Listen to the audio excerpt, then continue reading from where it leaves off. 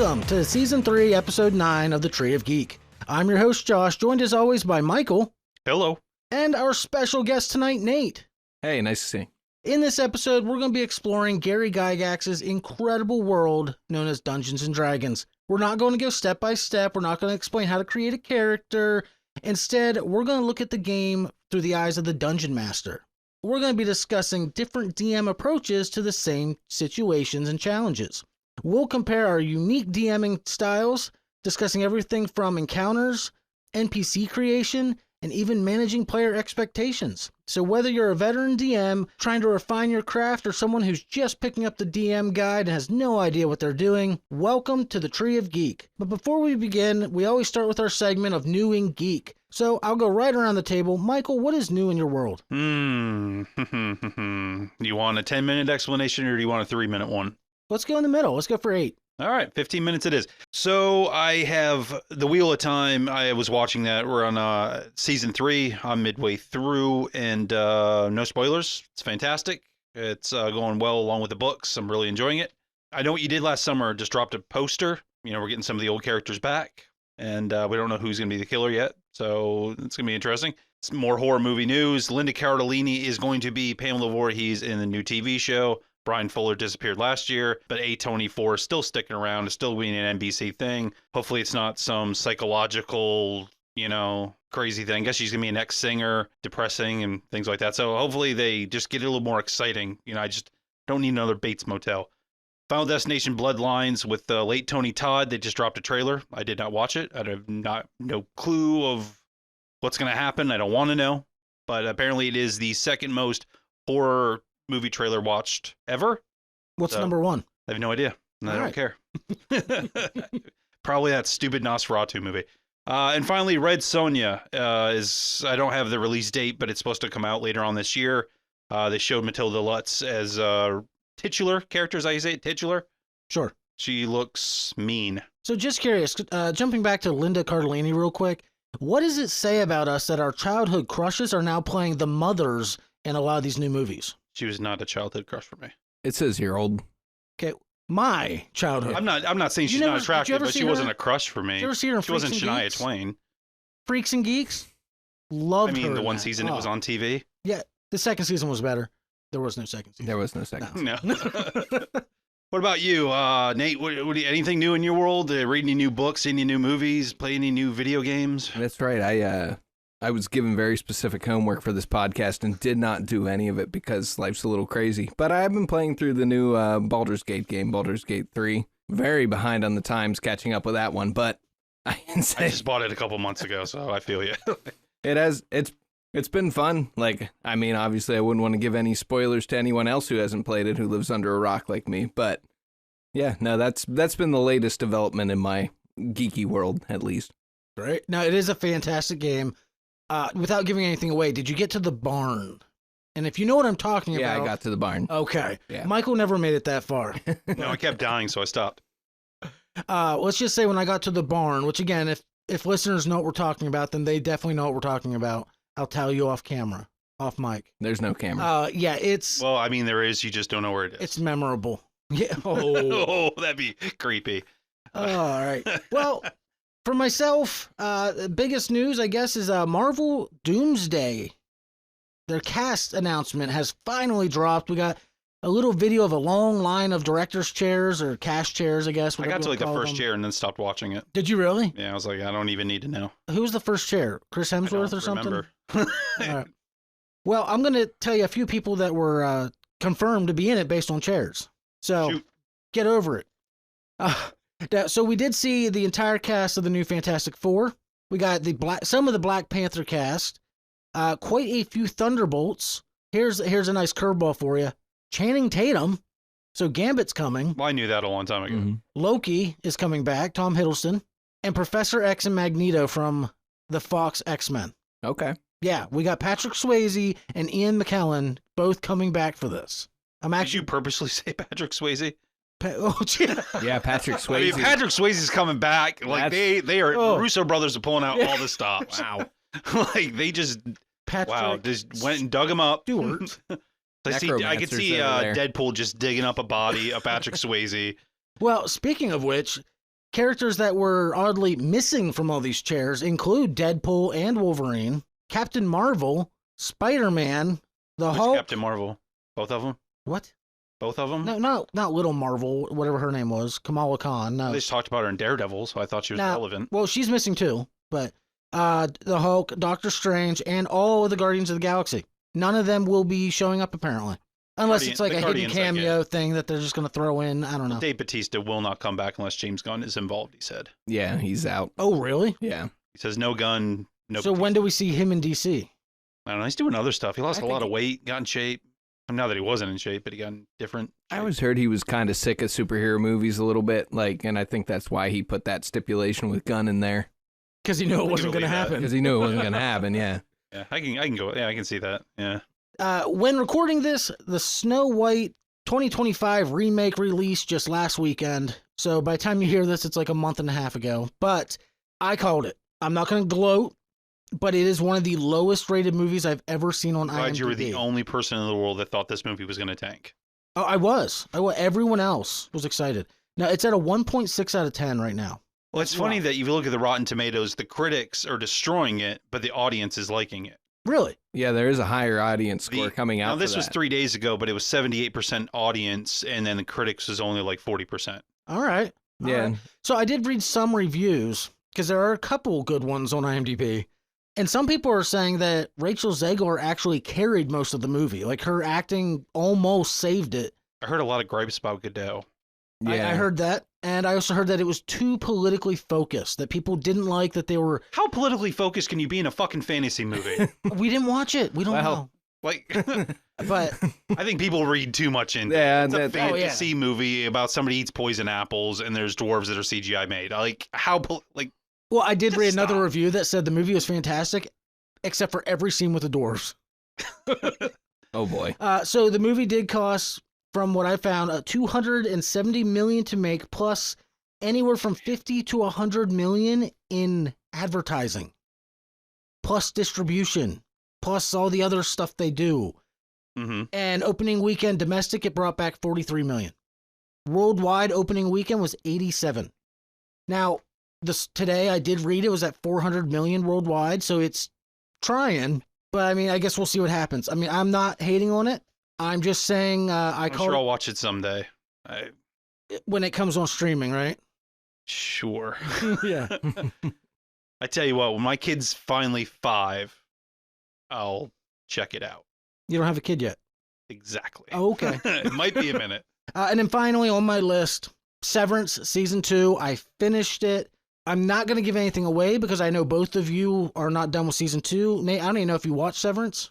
I have not yet. That's on the list. Apple TV, it's worth it. Holy crap, it's worth it. Apple TV is kind of a crutch of mine that I've not picked up Apple TV to watch anything. We've said before, they're killing it with sci-fi. I don't like to support Apple products. I don't own any Apple products, but their TV production deal is, they got some kick-ass shows on there. I'll give them that. All I'm going to say is I am in a very passionate love-hate relationship with that finale right now. I ended it, the credits rolled, and I genuinely didn't know how to feel. And that has not happened often with any shows or movies. Like, I was so torn between I really like what I just saw and I'm very unhappy with what I just saw. I can't explain more without giving stuff away, so you're going to have to watch it. If you have seen it, don't comment because I don't want spoilers for everybody else. I watched episode 6 or 7 the other day, the one with where Arquette is kind of the main feature. Yeah. Patricia Arquette. And, I'm going through my horror movie dive. So I went to work and I watched Stigmata and she was in it. And it was such a strange, we're like a 1999 movie compared to the show now. And the difference in how she looked different and acted different. She pays some punk lady with tattoos on her stomach and belly button ring and shit. And interesting. She keeps getting thrown around getting the Stigmata. But she, even though the season to me is still, I feel it's a little bit boring. I know that we've talked about that before, but that lady's acting range in the show is very, very dynamic. There you go. Good word. Dynamic. Yes. So. I agree. Yeah. It's excellent show. Good stuff. Anything else? No. Is the episode over now? It is. All right. You guys ready to dive into this? The meat and potatoes? Potatoes. Potatoes. What is taters? All right. So what is D&D? I guess that's the question we're going to ask ourselves. Well, Dungeons & Dragons is a collaborative storytelling game where players create characters and embark on adventures and quests in a fantasy world guided by, you guessed it, the Dungeon Master, the DM. The DM describes the world and the situations, while players decide their character's actions with dice rolls that determine the success or failure of said actions. D&D combines elements of improvisation, strategy, and chance as social experience that can range from dungeon crawling combat to complex political intrigue, and all within the framework of rules that help structure our participants' shared imagination. At the heart, D&D is about gathering your friends together to create memorable stories and create worlds that are only limited by your and their creativity. Absolutely. That's one heck of Any an questions? explanation. Yeah. So I guess the next big question is, what makes any of us qualified to talk about this from a DM point of view? Because a DM is kind of like a exalted, position in this game world.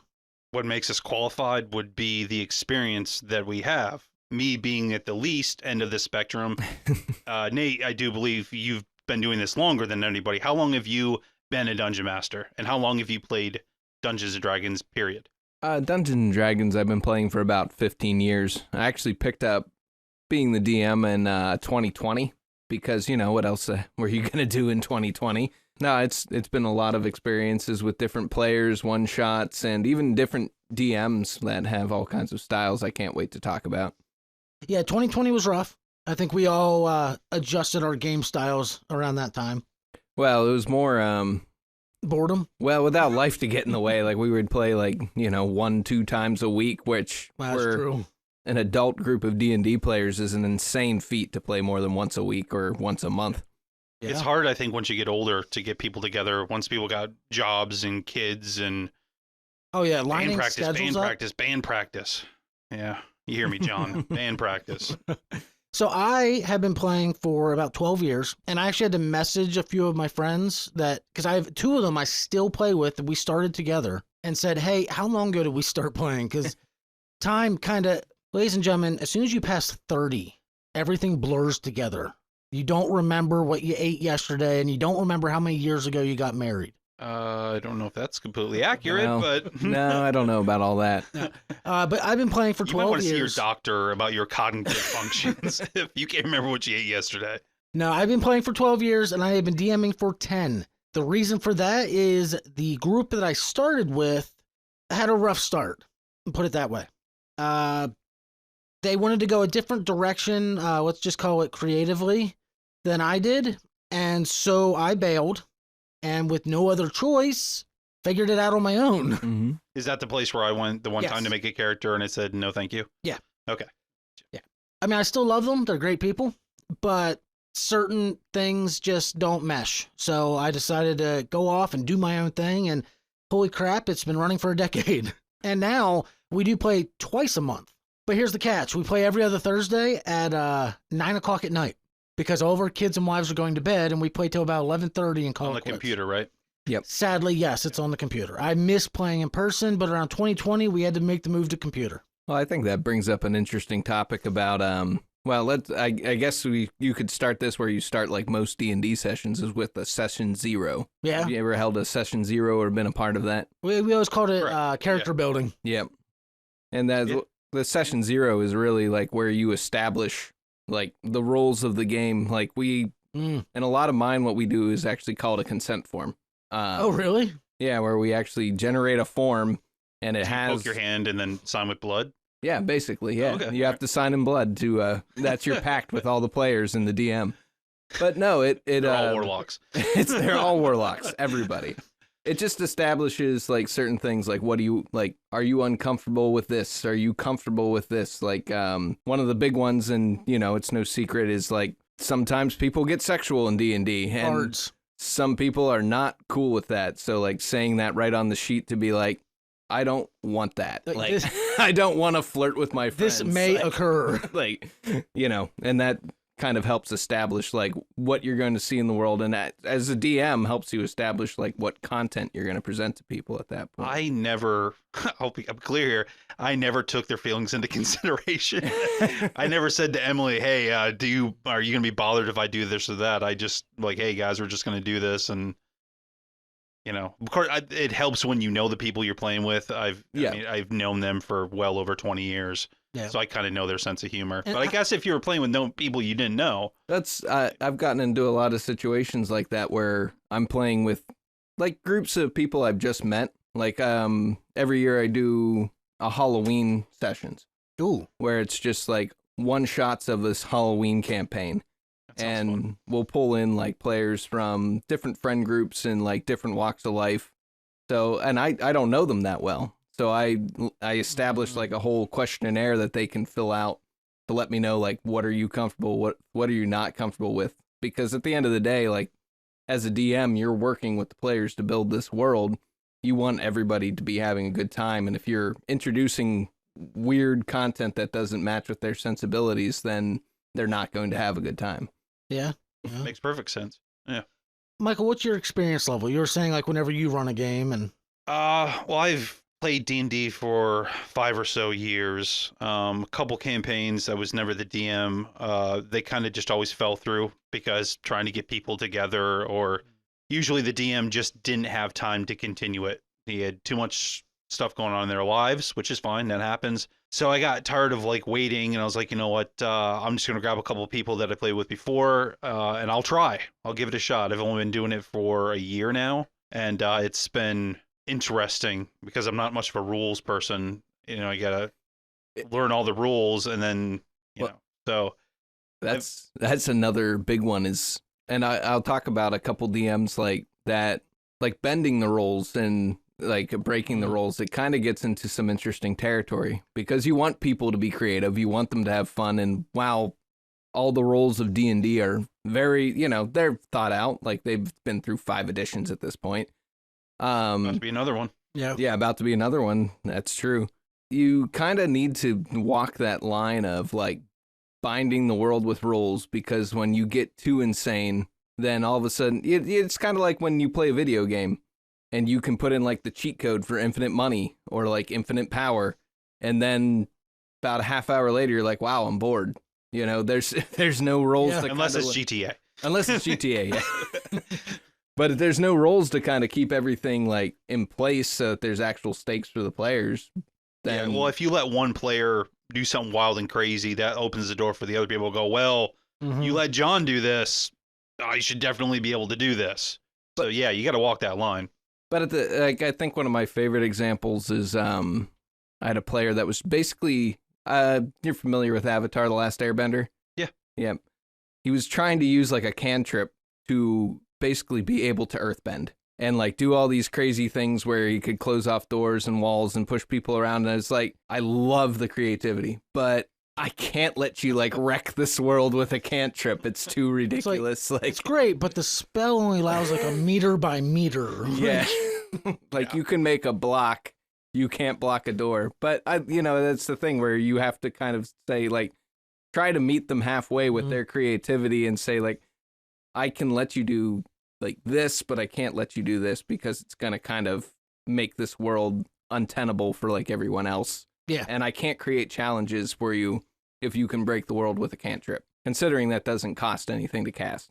See, whenever someone tries to do that, I always go for the, I will give, but I'm also going to take.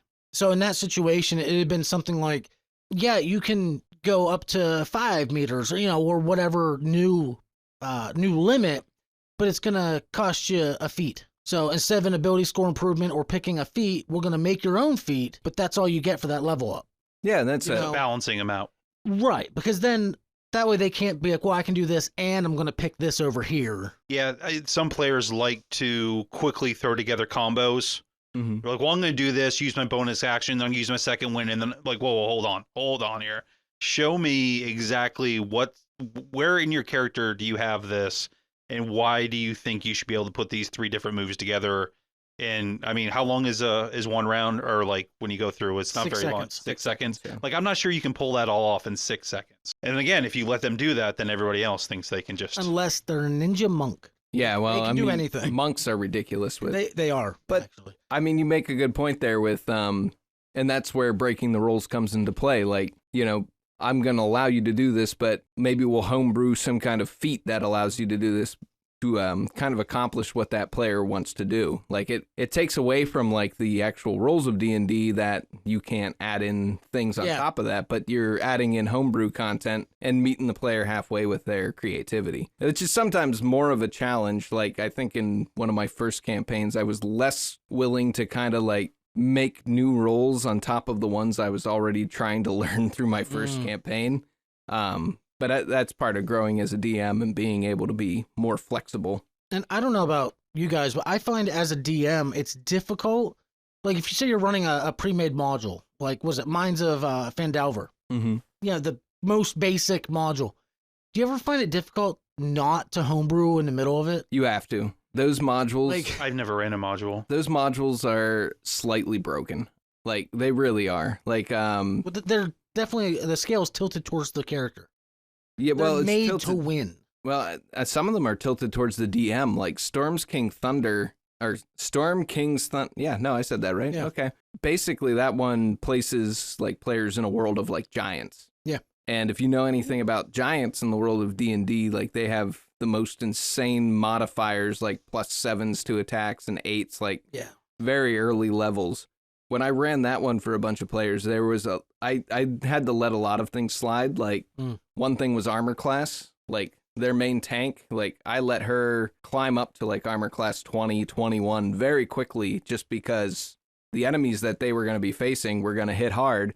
And It's never fun if your party dies in the third time you've played. Like, nobody wants to just die right away. Well, yeah, and it's, those encounters are designed for creativity to try and, like, how do you negotiate your way through this situation, especially with certain types of giants that are not very intelligent.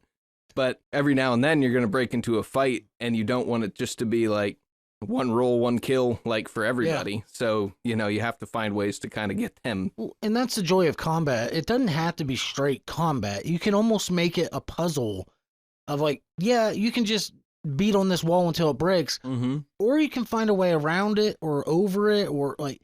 Do you guys appreciate your players more if they are more creative?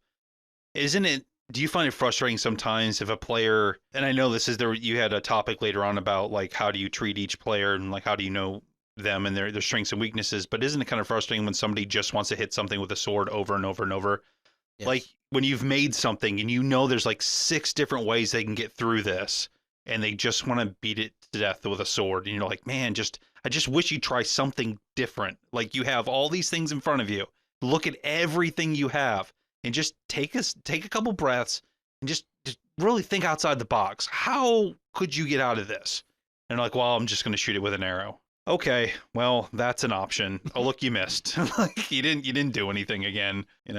I don't know. I kind of have a soft spot for everyone playing how they want to play. Like I've played with some very combat focused people, like your typical min-maxers that are like.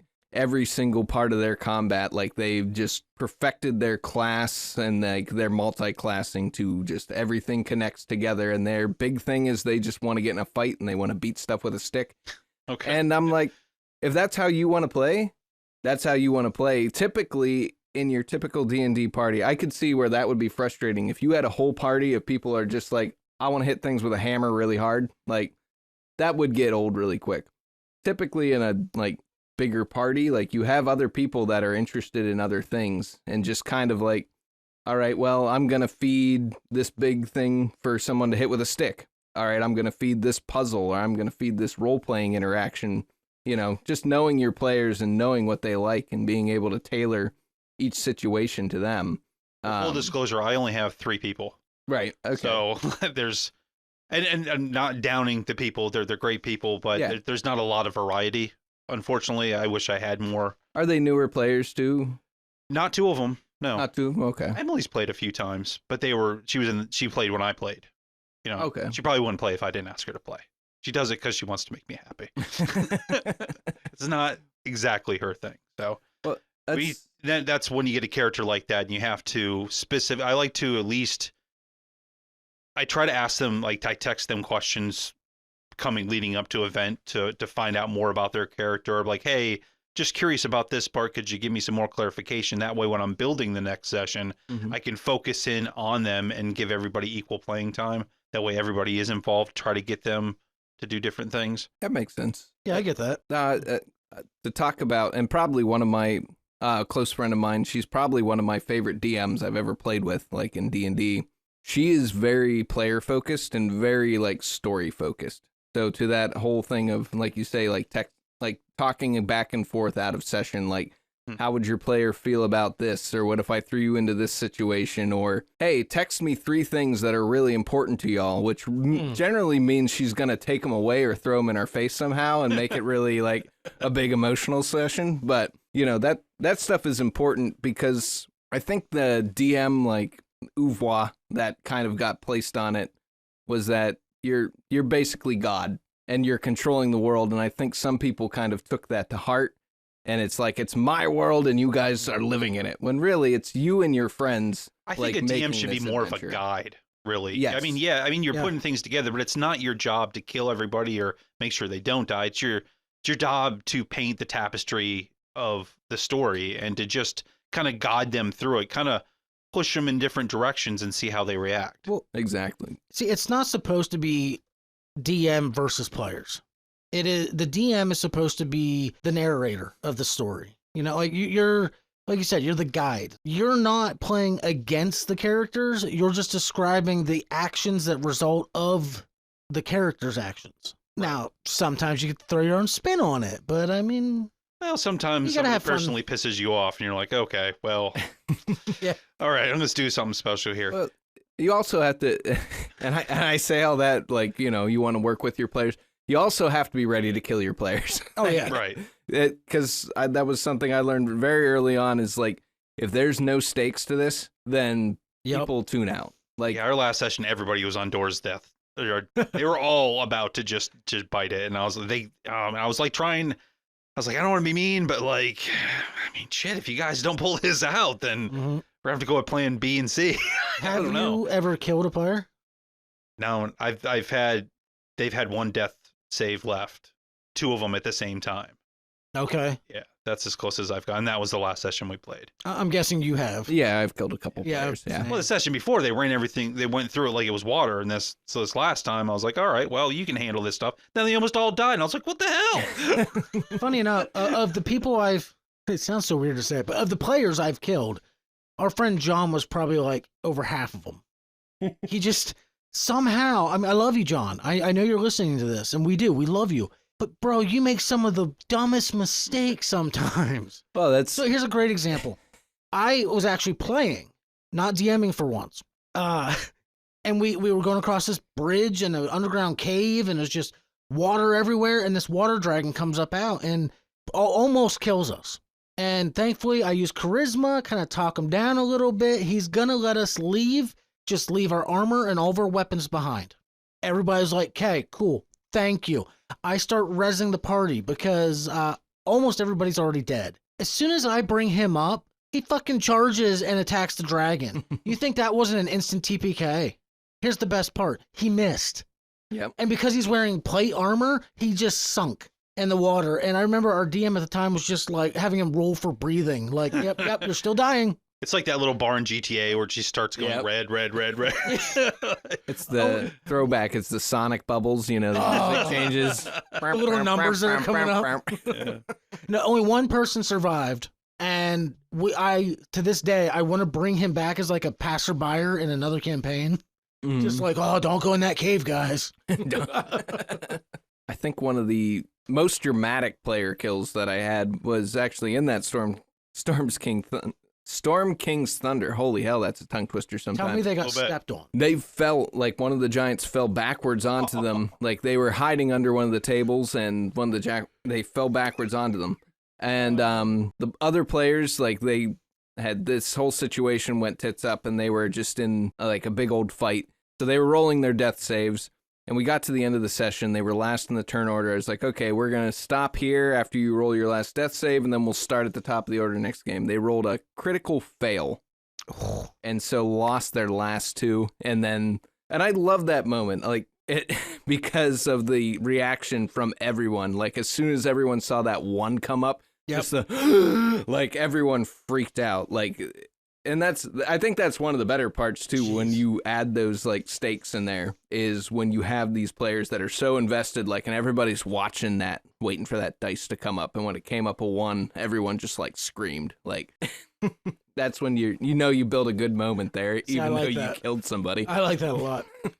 See, I don't get to experience that as often because as a DM, I personally have this thing where I like it when people roll their death saves in private, because in my head, if you're rolling your saves and say you get 2 successes, Michael is going to base his next move off of your successes. Yeah, I've heard that theory if you've rolled twice, all we know for a fact is that it wasn't a save or fail and then a crit, because you'd be dead. Right. So they don't know what's happening. So he could easily pick, oh, well, yeah, I'm sure he's okay. I'm going to do this instead. I don't like it when someone else's fate dictates their actions. Now, if they just asked, like, hey, how do you look? Don't say, like, oh, I have 2 fails. If you say, like, I'm looking really bad, that should be enough for them to understand, okay, you're probably not going to make it another round. When you said that to me, I think the last time you were after the podcast, I decided that I was going to do that from now on. I was going to try it the next time we played if it got that far. See, whenever it seems more, even though it's a fantasy world, I like to think about the situations in realistic terms.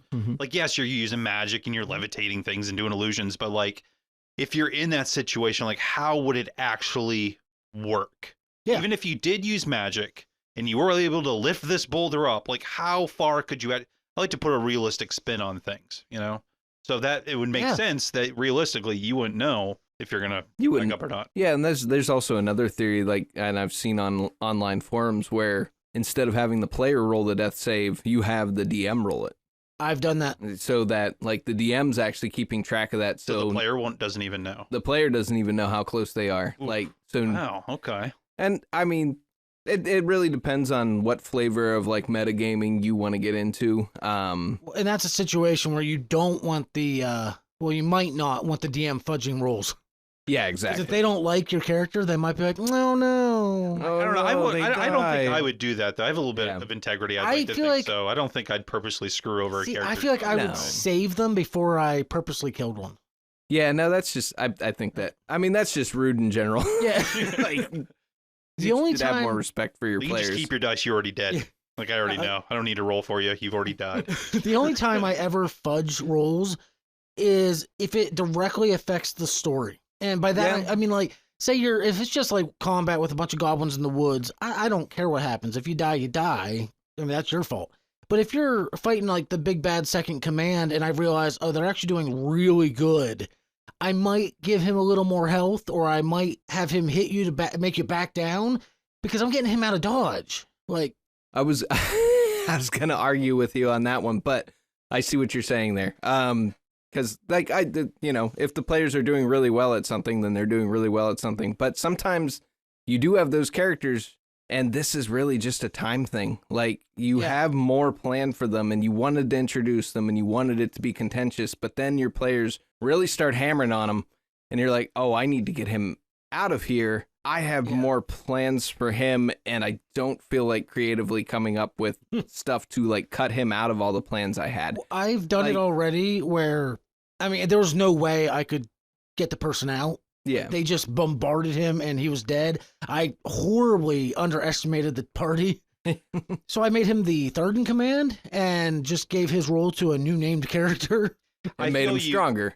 Yes. Whenever I'm coming up with a session, I like to try to make sure I have a plan A, B, and C. Like, plan A is hopefully this is how it goes. This is the path I've set in front of you. Hopefully you guys don't throw me any major monkey wrenches and it just goes through. Plan B, okay, maybe you've killed a couple of people I didn't want you to kill, or you're doing a little bit too easy, or you're dying too quickly. I have a couple people waiting in the wings that I can implement, a couple NPCs. And then because even though I'm playing with 3 people, John, Natalie, and Emily really like to screw over everything I've done. I don't know how they do it, how they pull it off. That's but they so they're fireball players, where they just walk into a room and just fireball no matter what's in there, who's in there. I don't know.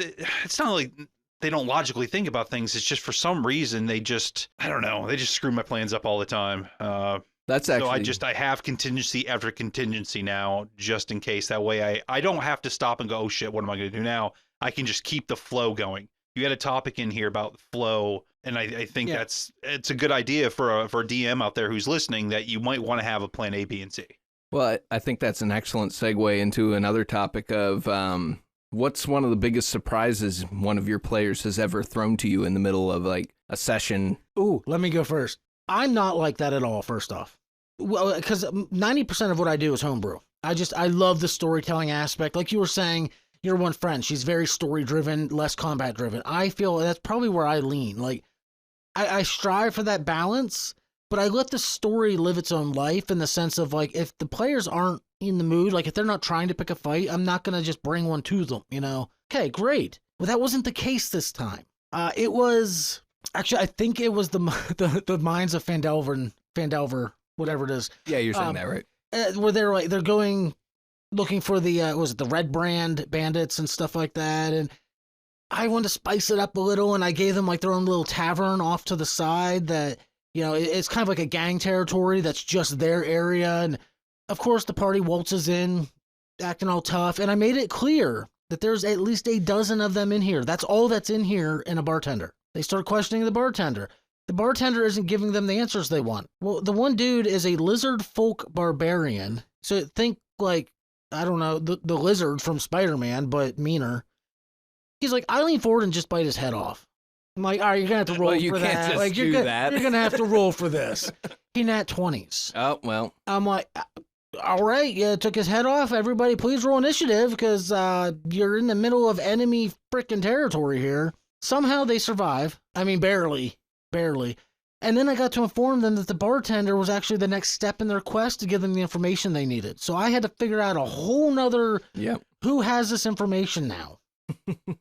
That was fun because I do love making it up as I go, but there's certain things that you just don't expect at all. Yeah, no, they'll always get curveballs. For me, they were in the town they started in, which I based it in the town that we're in now. They got their Dragonelle egg. They took it to the mean guy that runs the town. They go back to one of the characters' little huts out in the middle of the forest. And some people come looking because they kept one of the eggs. They decided, well, we're not going to reveal we have one of these eggs. The guy's suspicious. He sends people after him. They end up beating those people. But instead of, and I had this whole thing planned where more people, like these bounty hunters were going to come and get them. If they did go towards in our town, somebody else was going to catch them and to send them on another quest. Well, they just left the completely other direction. And I was like, you're just leaving town. They're like, yeah, we're just going to run away. They were like, I don't think we can handle another fight right now. We don't have time for rest. And somebody might be coming. So we're just going to run down the road. And I was like, well, okay, well, we've been playing for 2 hours. So I guess the session's over because I had nothing. I had to come up with a whole nother town, and that's when I talked to you about the leprechauns. They had to face the leprechauns on the bridge. Yeah. They had to fix the riddles to get through, and I was like, they just left town. They left the whole entire scene. That's always the one, and I think that's like the bane of every DM's existence, is sometimes when you leave it that open that... I think it was the second or third time we were actually playing, so I'm very green at this. Yeah. So I didn't know. That's one thing, like when you first start, like you don't always think of like, oh, what if they just say no? Yeah. Like what if they just look at this and they go, nah, I'm not doing that. We're gonna go do something else. Like you can't be like, no, you have to do this. Like, will you go on this quest? Well, I think when I said we played before and it kind of fell apart, our friend Joe had created this whole entire murder mystery for us in this mansion. We'd already done some ghost thing and some vampire thing, and then we had it. He kept trying to get us to figure out who killed this person in this hotel, and like nobody cared. None of our characters cared. We personally didn't care, and maybe we were a little bit rude. I apologize, Joe. We might have been a little bit rude, and we were drinking a lot, but nobody cared about who killed them. And we're like, well, the authorities will figure it out. We'll just leave. And we just left the hotel to go on another adventure. And then he's like, and then I think it was a couple weeks later, he's like, I don't think I want to DM anymore. Yeah, I could see that. Oh yeah. He had this whole entire, like, I guess 2 or 3 session long thing. And we just were like, we don't want to do a murder mystery.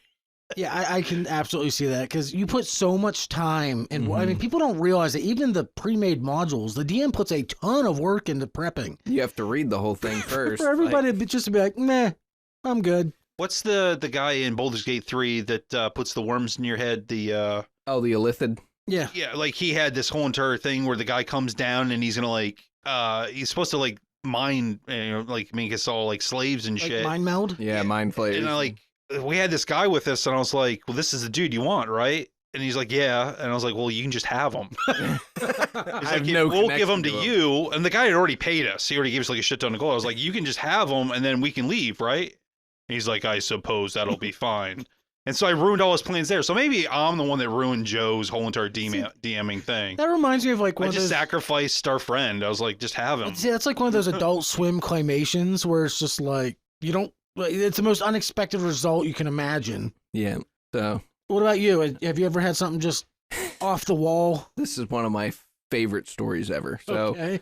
I'll set the scene where like this is like an Act 2 climax battle. They're on a boat, they're heading south, and they come up, like another boat comes up next to them with like 2 other smaller boats. So the way I have this set up is there's a demon in the bottom of that boat, and she is controlling them. So the boats are moving in unusual ways, like around, surrounding them, like it's not following the wind, which is something they pick up on. So that's the setup of this battle. One of my player characters, like instantly, he's a monk, so he has insane movement. They're pretty high level at this point, and he jumps over to the other boat, and the first thing he does is he just runs below deck. And I'm sitting there thinking, like I'm rubbing my hands together, like I got the evil laugh gun. I'm like, he's about to find the like demon controlling all, like he's about to get messed up. Like this is gonna be great.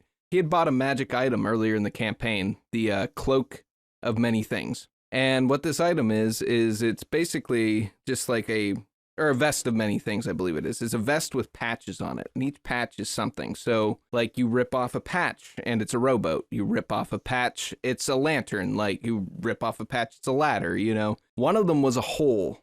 It's like the Spot Man from Spider-Man. So think like Acme hole. Yeah, Like that's Roger Rabbit. Yeah, that's basically what this was. And then you roll for how big it is. So he goes, I run down there, I rip a hole off my patch of many things and throw it on the bottom of the boat. And I roll, it's a 8-foot hole. Oh my gosh. And I was just like, the boat starts sinking. Yeah, what do you do? Like the deluge of water from this sudden hole in the bottom of the boat pulls her down under the water, and the boat starts like, what else do you do there? You can't, there's no bullshit you can make up to like fix that. Like he did something so smart that you have to reward it.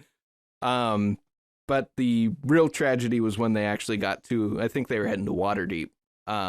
They got to Waterdeep and everything was so expensive because I had put so much treasure in that boat for them to loot after they had kind of cleared the enemies that they got there. They're like, we can't buy anything. I'm like, yeah, that's weird. I didn't know there's no fantasy scuba gear for you to go down there and get that shit. Oh my. No gillyweed. He didn't have a scuba patch? Yeah, he didn't have a scuba patch. He had a rowboat. So now, all right, did you make up that vest? No, that vest is canonical. I've never heard of that, but I Yeah. love it. No, it is like I was flipping through magic items, because, and I think that's part of the fun is I like that a lot. like DM is making up magic items or Yeah. just finding ones to give your players. Like as I was flipping through the book, I saw that and I was like, oh, I'm just gonna dangle that out there. Somebody's got to buy it. Like, Now, do the patches regrow? Or no. It's so that hole is gone. yeah. So like once they expend each patch, then it doesn't come back. To So the you vest. can't put the ladder back on your patch. No. Okay. No. It makes it like eventually you just have a vest. That is fantastic. And I think it's like AC 11 or I something. want to like envision this just looking like a Cub Scout vest. Mm-hmm.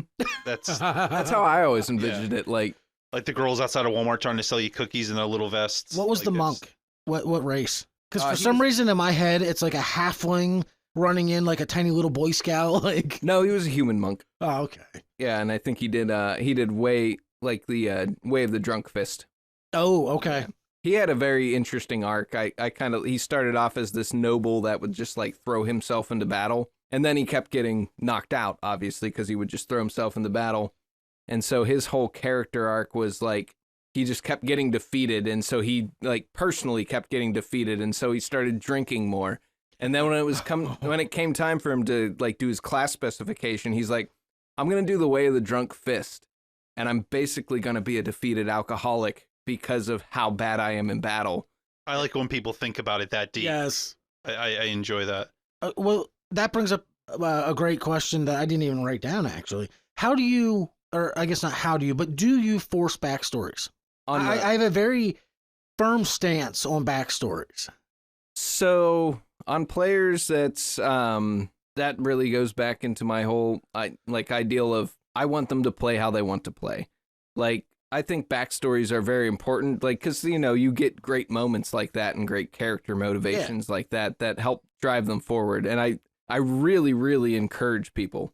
Reference back to, like, my friend who DMs for us, she is, like, backstories are pretty much everything. Like, you have to have, like, a rich backstory, and that's what she works with for the whole story to interweave it into everything else. Okay. Some players, like, I have yet to meet one that was just like wholly opposed to having any kind of backstory. Like, you haven't met Emily. I can't say I've ever encountered somebody that was just like, I don't want a backstory. Like, she's not like adamantly against it. It's just like too much work. Her character is who she is, and that's just the way it is. But I have to specifically ask a question like, hey, what, like, did you come from the north, east, south, or west? Like, you gotta like give her yes or no kind of black or white questions to help her figure out what direction did you come from. Yep. Yeah. And it's not that like she doesn't try to get into it. I'm not trying to single her out and have her get rid of me, but you know, she's just not into it as much as other people are. Like, Natalie gave me a whole entire page. John gave me a half the page. And I think it's good that you have one, because then the DM, like you said, can interweave it in through. Emily just has amnesia. That just made it easier. Okay. But now I keep, you know, picking at her, you know, at different times to try to get her to, you know, something to pop back up. But I think it is good to have one, and it definitely helps us. And when I played, I wanted to have a backstory. I want to know where I came from. That way I can put myself in a certain direction and know how that character is. That way it's not me playing, it's the character playing. Because sometimes people get confused. Is it John playing, or is it John's character playing? Yeah, I think that's always important, like, you know, as a player, is thinking about, like, you know, I wouldn't do this, but my character might. And I mean, even the amnesia thing is a really, like, from your angle as a DM, is an interesting thing, because then it's a lot of extra work on you, but you can build a backstory based off that. And that's almost interesting from a player, like, because they're also, like, their character's learning these things about them, but they're also learning these things about their character, and then they have to decide how to deal with it. Like, even that could be an interesting angle. Well, I mean, eventually I assume somebody it's going to pop up at a town and be like, hey, I know you. And then you should just have somebody, like, just pick a fight with her because they're from her past, exactly. And they're mad at her. And like, you roll up to a tavern. Congratulations. You get to write her backstory. I know. See, I have a firm stance on, like, I want something. Yeah, you need something. And it's not you can even... give me 5 sentences. I mean, yeah, I like to weave people's stories into it. Yeah, I don't want to single them out, but it's become a very common thing where when I'm not talking to you directly. When some people are sick of playing a certain class or whatever, oh, well, I'll just get my character killed and I have a new one. Mm-hmm. Like, there's no connection. There's no dedication to that character. And you tend to make really stupid choices because you don't care if they get killed. Yeah. But the best example I can give is when I first started playing, one of my characters that I played, he had the classic rogue backstory. But it wasn't that he was like a street kid who, you know, his parents died, and because that's the classic story. Yeah, that's Aladdin. That's yeah, basically.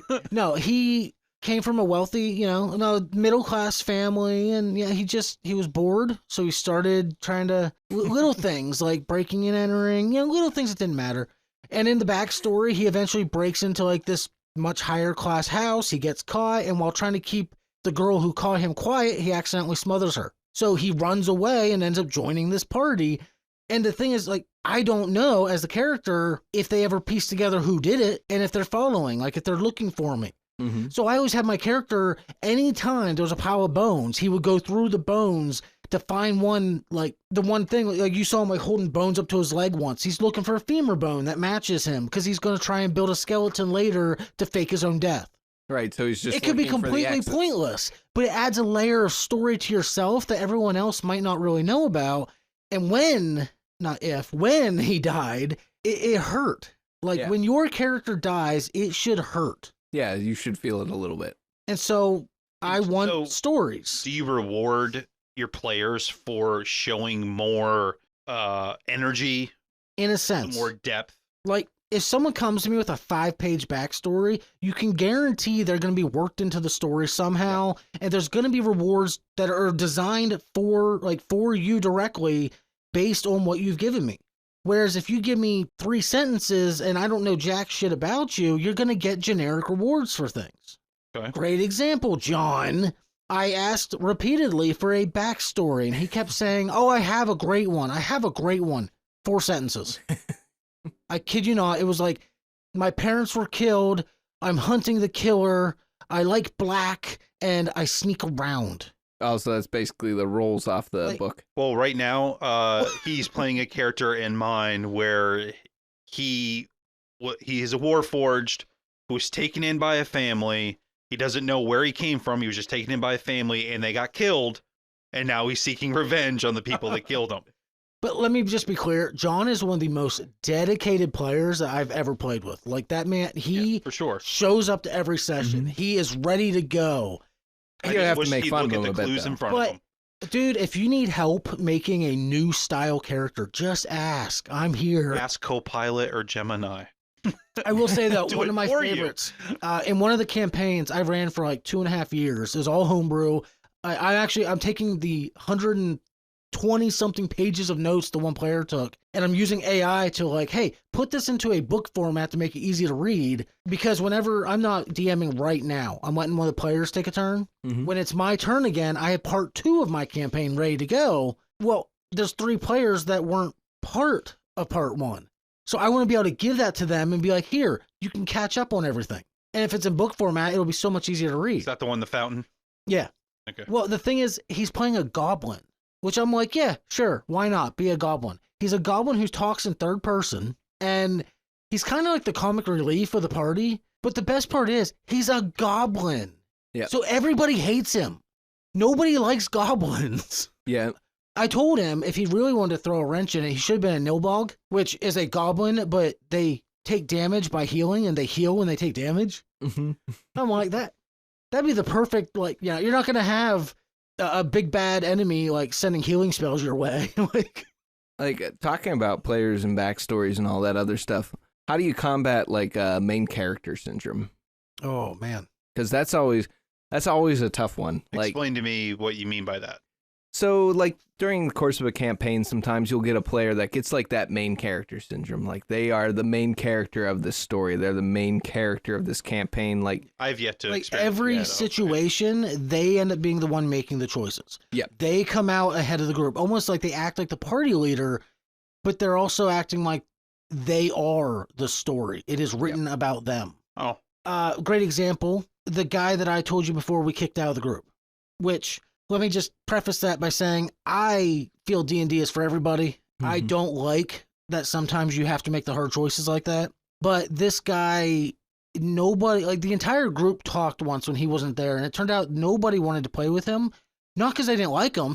Everybody was friends with him, but he was just a dick. In and the by game. that, in the game, but Yeah. also when we're playing, because it was him and his wife, and he would talk down to her constantly. ooh, yeah. He would yell at other people's kids and his kids.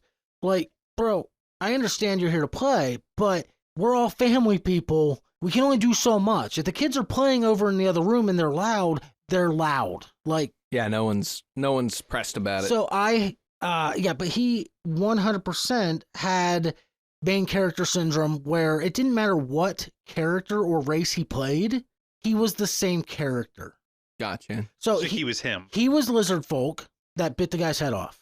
He was a half-orc barbarian, and here's my favorite, he was a gnome bard. All three of them had the exact same tough guy personality. Okay. And it drove me insane. Not because he wanted to, sure, like barbarians are going to be tough guys. Little halfling, he might think he's a tough guy. He's got a complex. Yeah. The problem was he always took charge. If the whole group made a decision and he didn't like it, he'd go do his own thing. Yeah. And when you split the party, you have no choice but to focus on each half individually. So my only way of combating it is I try talking to them directly, or I make it, I've done it once where, and I somewhat feel bad, but I also don't, where I had a big burly dude come up to him in a tavern, basically try and pick a fight, and then do the whole, like, who's in charge here, and just beat the shit out of him. That's one way to go about it. Some Roadhouse shit. So that there's another way that I've kind of combated it, and like I've seen other DMs and friends combat it, where you kind of set this scenario up where every player has an arc, so that in that way they are the main character of that arc. So like as you're going through like this part that like lays into the story, like you're diving into this character and their motivations and their backstory and like the things that are going on with them. And so when that resolves, so you get to the end of like maybe you have multiple arcs for each character. Like you have like an arc 1 where you learn a little bit more about them and an incident happens and they have to overcome something. And then you're like, okay, now we're going to pull focus to this next person. And then that person is kind of the main character of their arc and you're focusing more on them. And like, I think the challenge for DMs, like, especially if you're playing that style, is like, you kind of have to keep the world and your overall like story in mind. So the more ways that you can weave these characters like individual arcs into the story, then you're kind of building on it where you have like this player's arc and then part of the world, this player's arc, then part of the world, and it just kind of stacks up until you get to a climax. So that way, like, I mean, everybody gets to feel like they're the main character, especially if they put a lot of time into a backstory and like they want to see it explored. And also having those very honest conversations with them of, hey, like the past like 10 sessions, we've been focusing so much on you, like, and we've done your whole thing here. I kind of want to explore like this person. Like, are you like, do you understand that you're going to kind of be like, not like side character, like, because, no one wants to just be sitting on the sidelines. Step into the background a little bit. But you're just you're not like losing the limelight. You're just stepping to the left of it a bit while we focus on somebody else and flesh them out a bit more into this world. And I think that kind of just like helps combat that main character syndrome because it gives everybody time to focus on like who their character is within this world. I haven't had it like specifically, but I have had some characters that you can tell are the ones that have maybe played longer and they're the ones that just kind of try to make the decisions. But when I see that happening, I will specifically say, okay, is that what you're saying as a group? Because what was it that you said over there? Okay, and then you said this. Is that what you all agreed to? I'm just saying before you guys go ahead, is this what the group is going to do? And if I've noticed that person did a little bit too much, I had an instance where somebody kept talking to. I said, well, hold on. What exactly did she say? Because I can't hear her over you. Right. So, like each of you give me in turn what your character is going to do here. And checking in with them too. Like when you're in a group and you're like, and somebody's talking a lot and they have like, I have this idea. And you notice somebody's being quiet and being like, so what's your character doing? Like, what's your character doing? Like, I often say that, what are you doing right now? Yeah. What are you doing? Just those kind of check-ins because, and I one of the most massive groups I've ever played in was 8 people. Oh, wow. And it was kind of a mess. Like you like everyone's talking over everyone. And that's hard on a DM, I think. I think Joe had 6 of us to deal with. 6 drinkers. So I capped out so 7 of us, 6 and then me.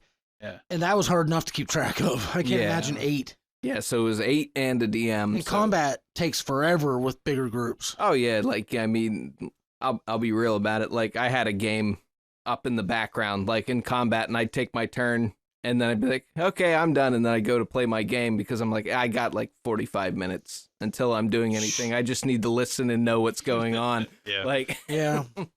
But and that's part of experimenting with larger groups. I wouldn't recommend it. Like 4 to 5 is kind of the nice thing, but.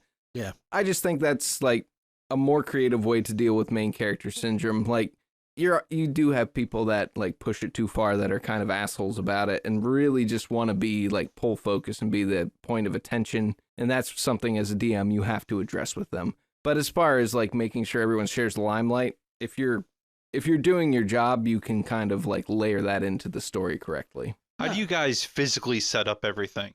Like do you guys just play online, or like when you play in person, I think you have something in here, Josh. You said something about how much of your meticulous prep work actually makes it to the table, and discuss the art of preparing just enough or overlapping.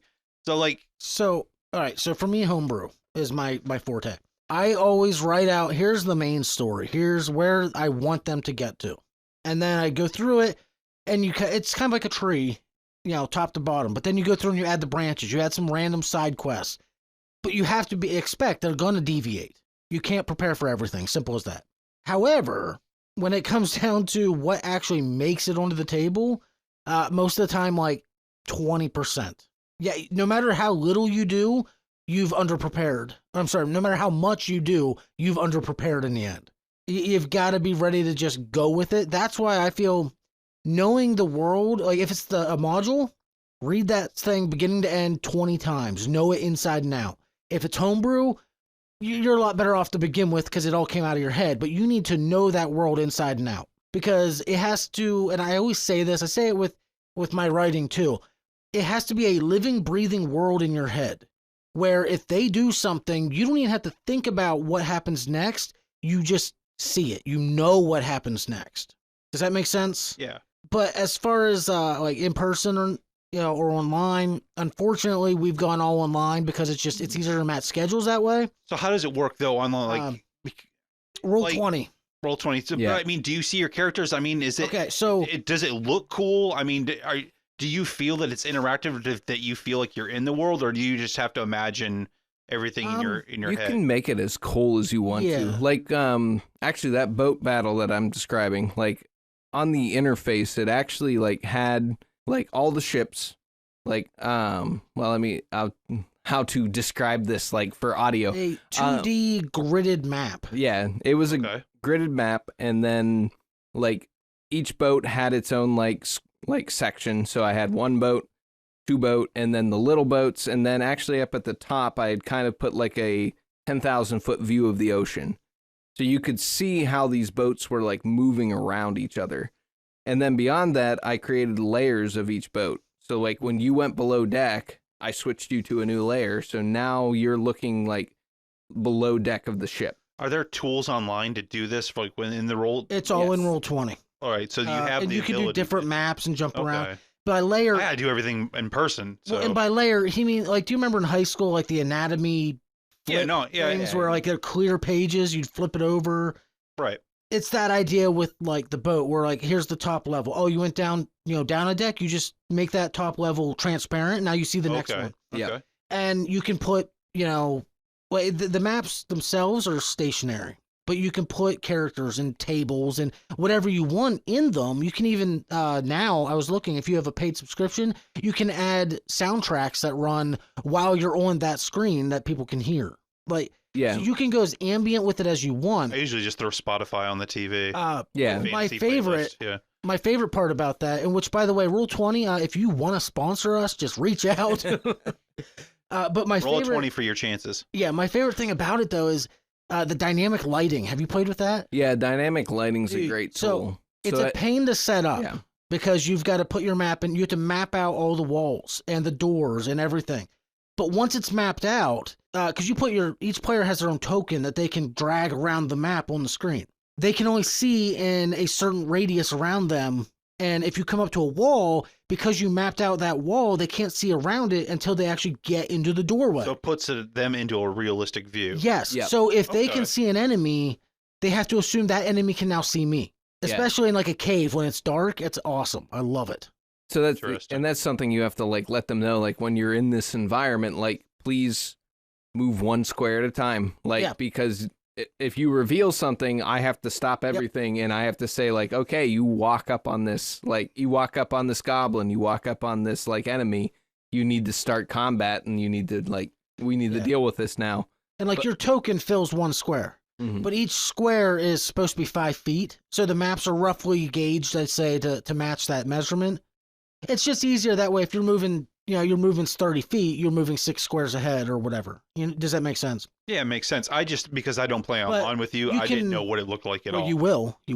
But you can even add like torches that will put off their own little ambient glow so that they can see that little area, but you still can't see. How does it work for people with dark vision? Dark vision gets its own so you can set up auras on the different characters. So you can set up like they can see 30 feet, and then maybe they have like 60 feet of dark vision, and it's kind of like shades of gray. So, and then the interface on Roll20 will actually account for like the shades of gray. Well, you got to keep in mind each player is on their own computer, so they have their own account running. So you're controlling your character. If it's set up that you have dark vision, it shows you further than it might show Nate or it might show me. You'll see my token over here in the pitch black, but I can see what's around me because I'm over there. Okay. I'll show it to you. I'll show it to you sometime. It is an absolutely amazing tool. It's a little pricey, but in my opinion, if you play like we do, I mean, we play twice a month, right? What's 2 times 12? We play 24 times a year, give or take. Well, it's worth it. On a good time, I play twice a week, so it's amazing. Yeah. And then we also utilize D&D Beyond. I don't know if you use that. Yeah, D&D Beyond is also great. I hated it when it first came out because I don't, and we'll get to it, I don't like the idea of everybody being on electronics. Yeah. Now, I still do roll physical dice. That's a big part of the game to me. I'm not willing to commit to like the D&D Beyond where it rolls the digital dice. I like rolling physical. Over here in the closet, I have a big square. I have a big gridded piece of cardboard. I have. You are exactly where I think we all started out.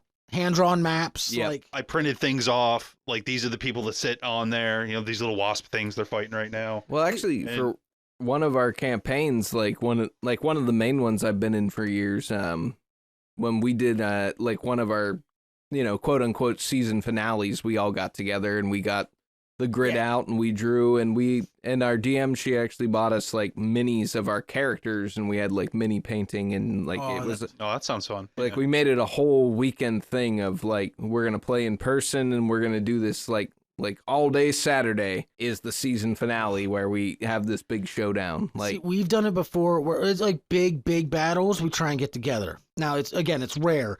But we've done it where this is it. Like next week is probably going to be the big finale, unless you guys drag out combat forever. Mm-hmm.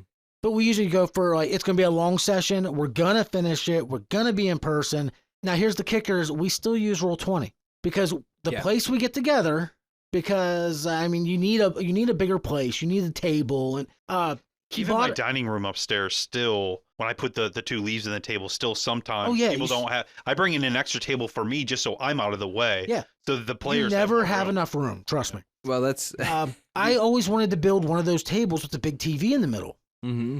That's a lot of work. So my buddy who's DMing right now, his name's Mike. He bought a projector. We hung it from the ceiling. And we just run the cable down to the DM's laptop running Roll20 and project the map right into the middle of the table.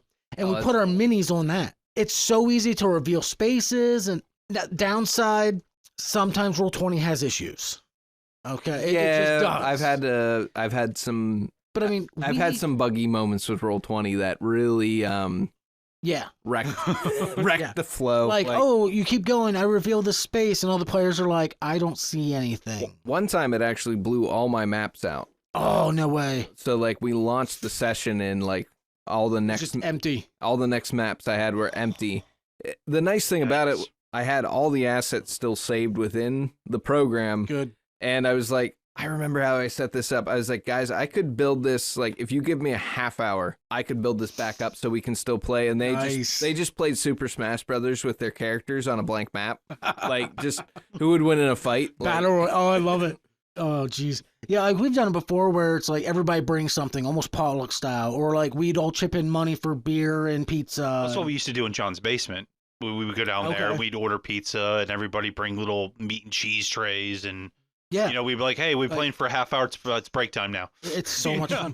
Well, it's just like for this episode, we were trying to figure out, like, how do you do a D&D episode? And everything I've ever seen, people are like, well, let's do a one-shot. Mm-hmm. I feel Like, it would be fun, but at the same time, we have 3 mics, we have 3 headsets, and we, no offense, have a very small area to do all of this in. Yeah. You know? I think if people want to watch people play D&D, they can watch that YouTube series. Critical Role. Yeah. There's hundreds of them out there.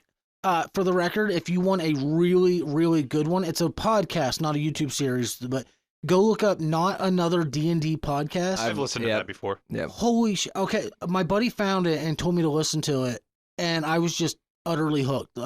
It's people from collegehumor.com, if you remember that. And it was just the most absolutely ridiculous situations, but they played it so seriously, I didn't know if I should laugh or pay attention. And I'm telling you what, I learned more from that podcast than I think I did from Critical Role. Yeah. It shows you how to improvise rather than storytell, which, don't get me wrong, Matt Mercer is amazing. Yeah, no, and that's the difference. That all comes back to like DM style. Like, are you a storyteller? Do you want to rely on improvisation? Like we were talking about, like preparation. One of the best pieces of advice I got was like from a good friend of mine who's a longtime DM, and he said, perfect your tables, which means like have these rollable tables with like random encounters that fit into your world. Like set up something like on a D20 roll, like they encounter like 3 trolls, like they encounter like a dragon, you know, like for each scenario. So when you get into those situations where it's like, okay, they've kind of shot off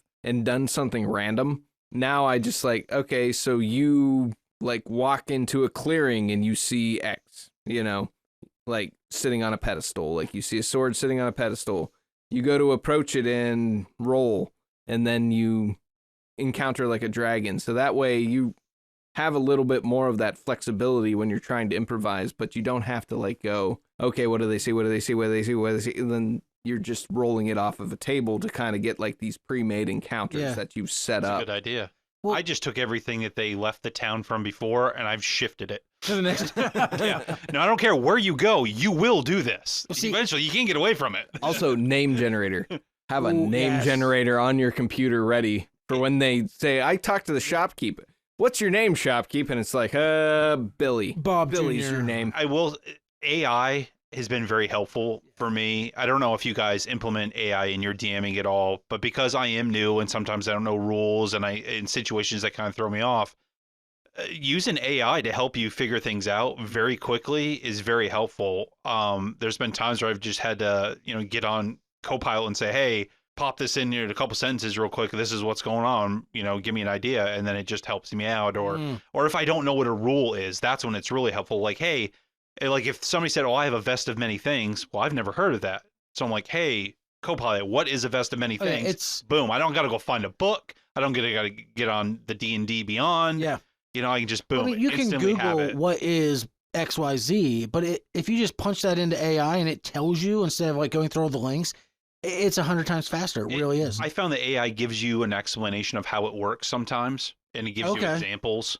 You say, what is this? And give me an example of how it works. I have gotten some good answers off of that. Okay. Yeah, that makes a lot of sense. Yeah.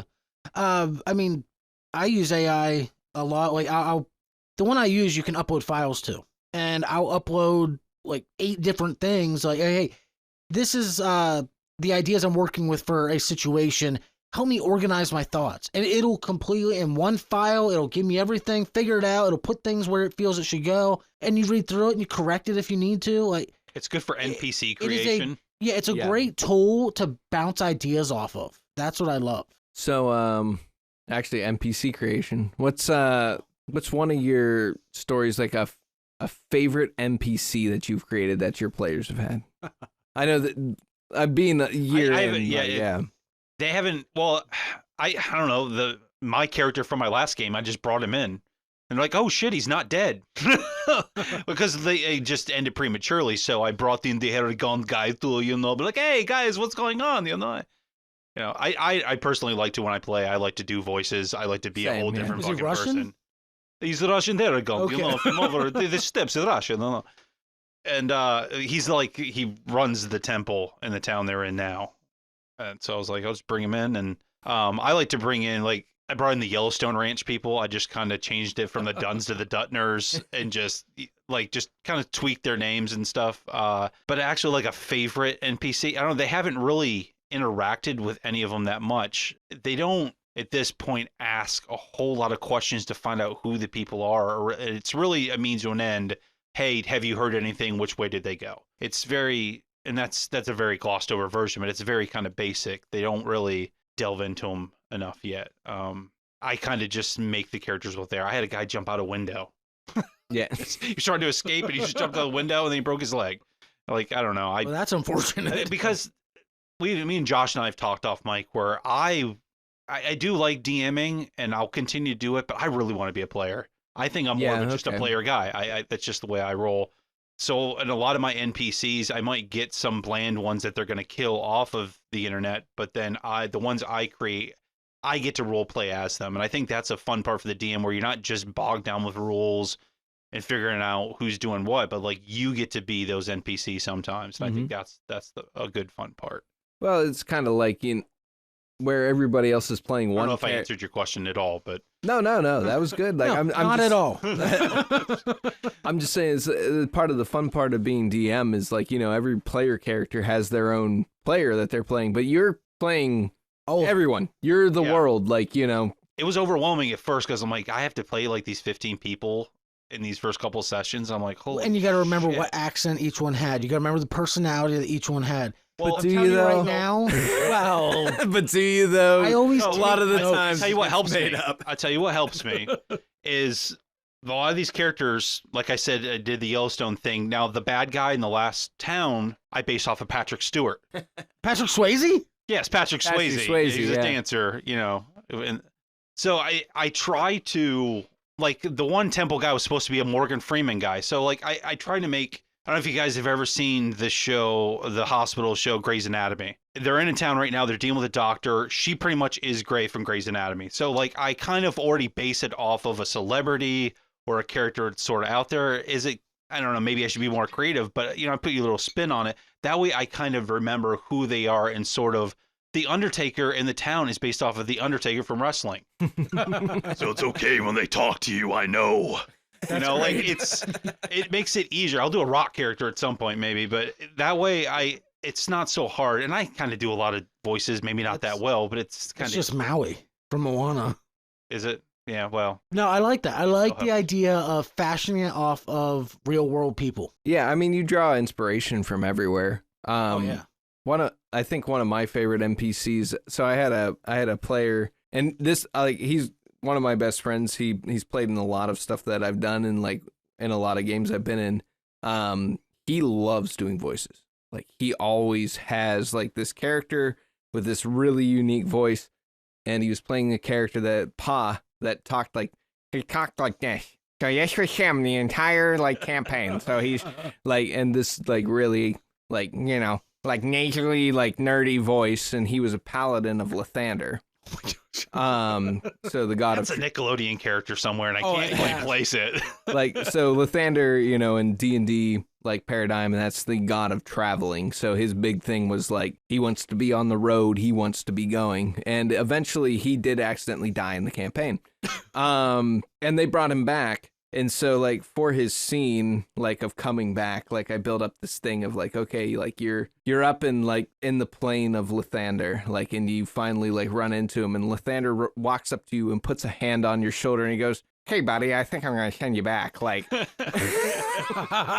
so just trying to match the energy of his voice is like, "You're doing a really good job down there, and I think it's time for you to go back down to the..." Oh, that's fantastic. That's awesome. It was just great to have, like, this god he's been talking about, like, over session after session, and then he finally meets him, and I'm like, he's gonna have the same goddamn nerdy voice. I love it. He's just gonna match that energy, and I love that. Jeez. See, my favorite NPC was kind of a cop-out, and you'll understand why I say that. Because as a DM, sometimes you need that extra 20 seconds to get your thoughts together, especially when you have to improv something. So I made this character named Harold, who was just this old dude. He had severe dementia, Is he hitting people? But no, Throwing his shit around? it was great because it was an absolute fact. Everybody told the party, the information you need, go talk to Harold. Shit. And they finally find Harold, and he's like, hello!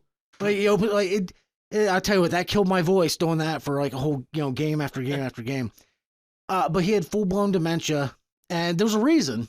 You find out throughout the campaign that he was under a spell that removed his memory. Oh, okay.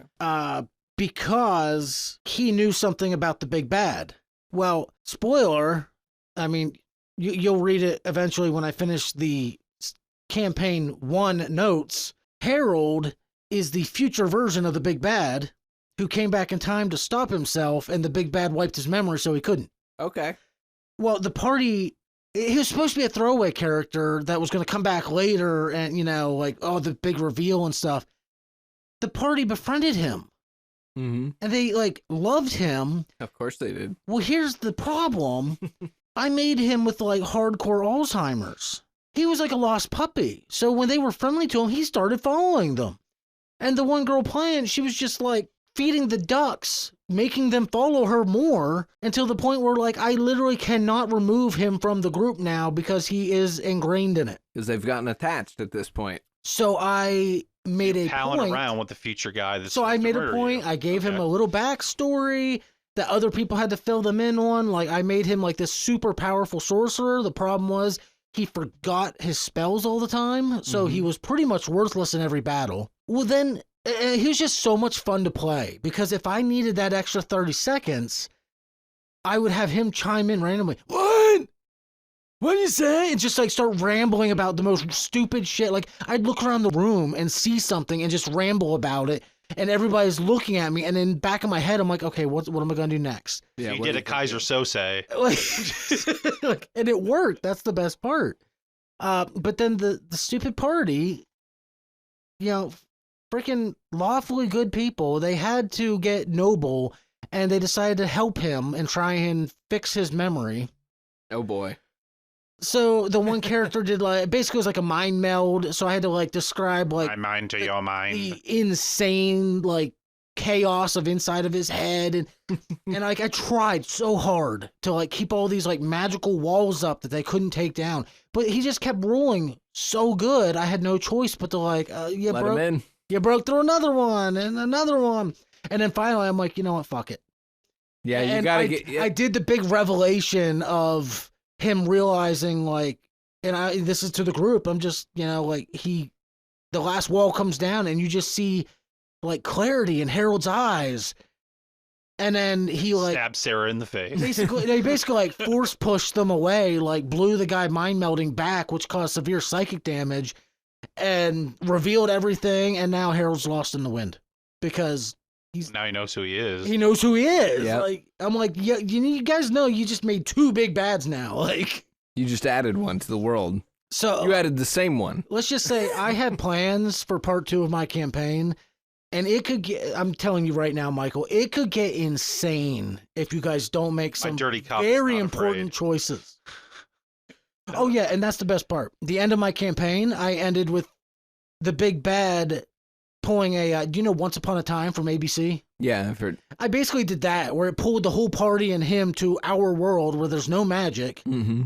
And he took off running. And of course, the goblin, John, chases him and ends up in the middle of the street where people are screaming because they see a freaking goblin. Right. They're not used to that. The campaign's going to pick up with them in Central Park. What the hell do we do? So anyone joining the campaign, like Michael, has to tell me what their character's going to be in D&D so I can translate it to a real-world character. I think I came up with something pretty decent. Yeah, I don't have a full-on backstory completely, but I think I gave you a good enough. The one guy wanted to be a fighter monk.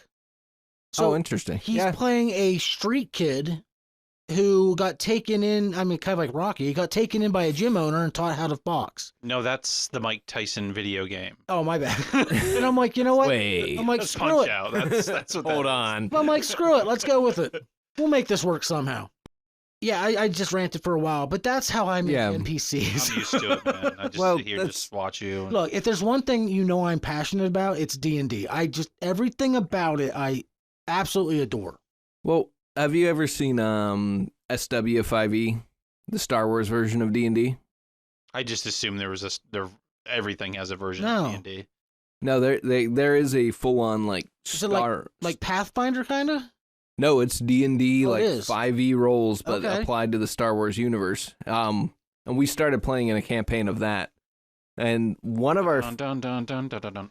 one of our favorite NPCs that our DM has created, she found this race in Star Wars that they're basically like sentient rock people. Okay. They don't talk. It's a rock. It doesn't have eyes. Yeah, exactly. Like they don't talk.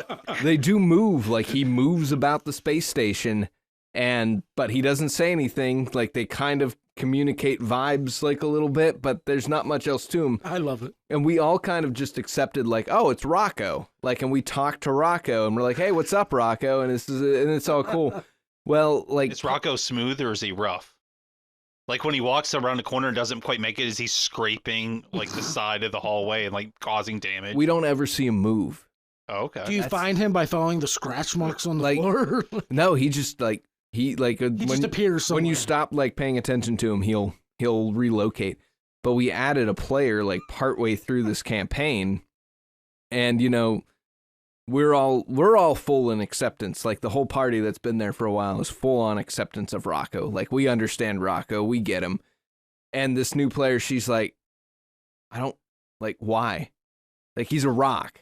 Like you're all talking to a rock. Like a 70s pet rock. Like what is this? And like at one point, like during our multiple sessions, she's like, we had like a day on the space station where everyone's just kind of doing their own quest around like the space station in the town. She said, my whole day is going to be dedicated to seeing Rocco move. And like our DM set this up where she's just like in the room with Rocco, like staring. And it's just like, that's the whole session for her. It's just like rolling Constitution text to stay awake to see Rocco move. And eventually she did fail one and fall asleep and wakes up and Rocco's gone.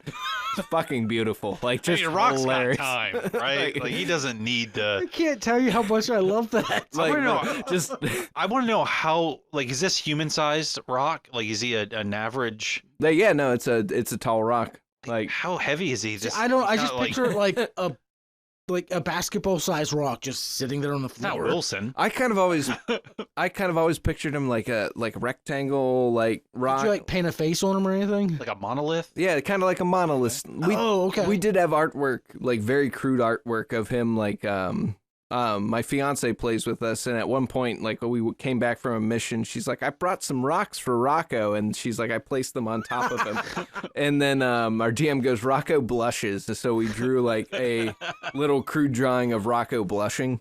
Wow. Oh, I love it. See, the DM should eventually reveal that Rocco was just a rock, but there was an invisible guy moving him around. It was all an illusion. Wow. We're all just kids at Disneyland. They're just making it up. Oh, that is fantastic. Like, So something like that. Like it's so simple. Like, yeah. how simple is that to make like a really memorable NPC with like really memorable moments? Like, and you're not doing a voice, you're not doing anything crazy. You're like, this is Rocco. He does logistics for some reason. That's like, did you ever make a complete throwaway character and they actually turned out to be important to the campaign? Not yet. So like I made a donkey. A donkey named Carl.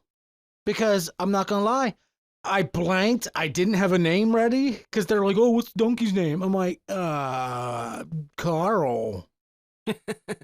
Actually, I mean, it sounds like I know it's spelled. It but, worked. It sounds okay. fantastical. It worked. Carl with a K. Well, Carl. they spend more time protecting Carl than they did other members in the party.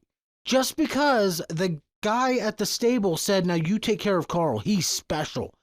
He was a donkey. He was like a little Sebastian. So in the end, Little Sebastian. like they kept I trying. just don't get what don't you get? Well, they kept a little horse. They kept trying to figure out what was so important about Carl that they protected him at all costs. So in the end, I didn't know what else to do. I made him the big bad's brother that the big bad polymorphed into a donkey. And I'm like, and he's good though. It's okay. He's good. But I'm like, what do I do with a donkey? And at one point they thought he got killed. And then like they're literally in the middle of like walking through the woods, and I'm like, you hear like rustling, and they're rolling perception, and nobody could see anything, and I'm like, Carl jumps out of the weeds. John almost shot him with an arrow. I guess I didn't have a character, but in the campaign that Joe did, we were in Avernus, like some hellish place. Oh, okay. And there was some blobbish thing, and Elizabeth's character had a backpack, and she ended up putting it in her backpack. And so for like the next 6 sessions, even after we were out of there, like she was always had this thing in her backpack. I don't even know what the hell it was, some plasmoid thing. I don't know. She just kept it in the backpack. Flubber. I don't know, maybe. And I was like, just out of game, I'm just curious, all this just happened. How's the thing in your backpack doing? And she's like, oh, no, he's still alive, I guess. And the DM would have to, go through it. But I didn't create the NPC, but it was similar that she fell in love with this thing and just stole it from hell. Interesting. Yeah. Is there anything else you guys have? Anything to add to this that you think that we completely missed? Or are you guys ready to roll out of here?